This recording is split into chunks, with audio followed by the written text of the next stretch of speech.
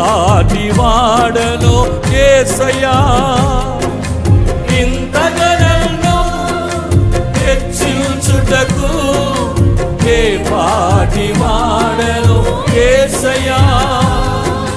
నీ కృపకు ఎల్లప్పుడు కృతజ్ఞుడను, నీ కృపకు ఎల్లప్పుడు కృతజ్ఞుడను. పాడదాం. కృపయే కృపయే నేనేమయ్యున్నాను నీ కృపయే. చెప్పండి. కృపయే కృపయే నే బ్రతికి ఉన్నానంటే కృపయే. అర్హత లేకున్నా ప్రేమించావు, ఇది కేవలం నీ కృపయే.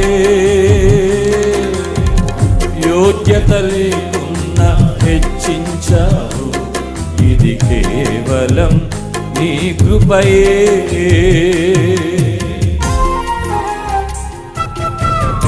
ఆయన కృపను జ్ఞాపకం చేసుకుంటూ ఆరాధన చేద్దాం.